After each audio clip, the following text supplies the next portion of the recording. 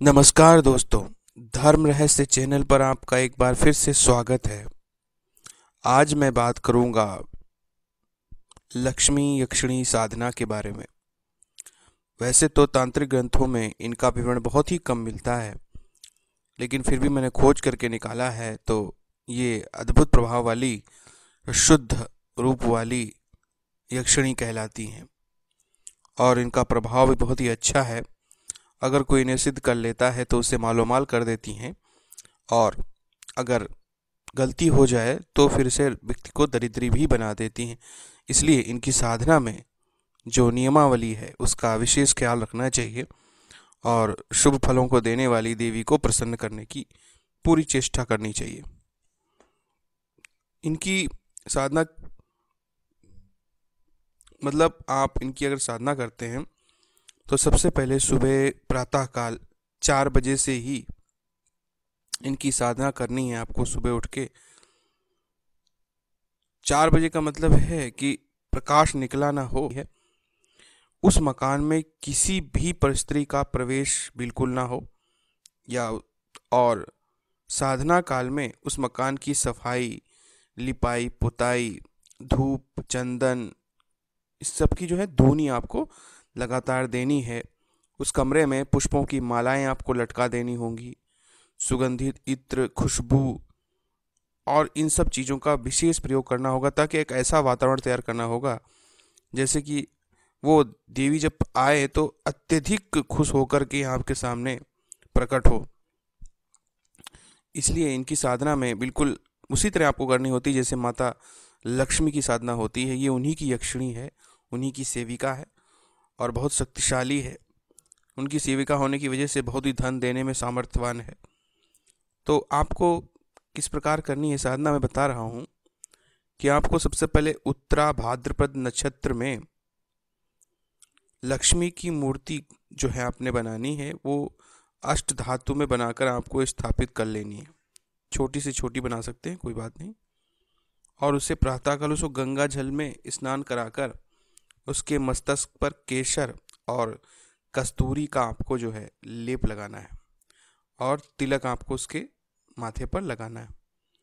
और आपको स्वयं जो है कुशासन पर बैठकर पीले चमकदार वस्त्रों को धारण करना है और पीले रंग का ही आसन अपने नीचे रखना है। जहाँ पे मूर्ति रखी जाएगी उसके नीचे भी पीले रंग का कपड़ा होना चाहिए। इसके बाद फिर स्नान आदि करके जल और भक्ति भाव से फिर आपको जो है आपको पान करना है और उस पर प्रार्थना करनी है। जल का भक्ति भाव से पान करें, फिर उसके बाद हृदय में मूर्ति का चित्र जो है आपको स्थापित करके तुलसी की माला से लेकर एक जो है आपको 51 माला जो है कुल टोटल आपको इस मंत्र की करनी है। और भांग के लड्डू आपको बनाकर सामने रखने हैं। इस प्रकार आपको 51 दिन इस जाप को लगातार करना है और 51वें दिन जो है आपको यक्षिणी निश्चित रूप से दर्शन देगी।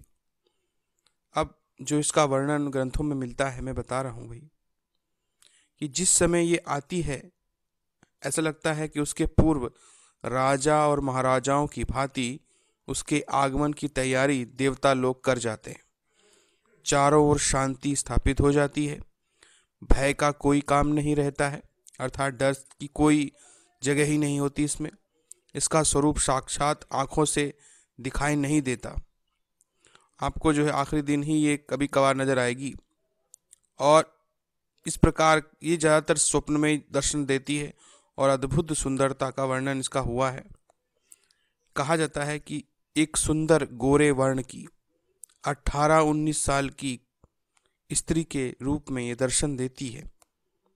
चंद्रवदन अर्थात चांदी के जैसे इनका रंग होता है।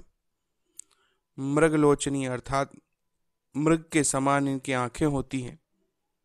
बाहें जो है चंपे की डाल के अनुसार, एक चंपा होती है उसकी डाल के अनुसार उस तरह की इनकी बाहें होती हैं।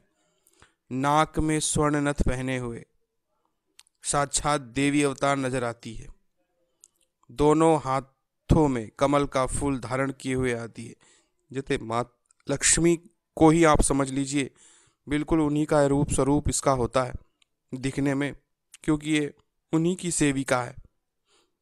कहते हैं कि प्रभाव इसका जो है, अगर ये प्रसन्न हो जाए तो साधक को मालो माल कर देती है, और अगर साधक इसकी पूजा सही ढंग से नहीं करता है तो दरिद्री बना करके चली जाती है।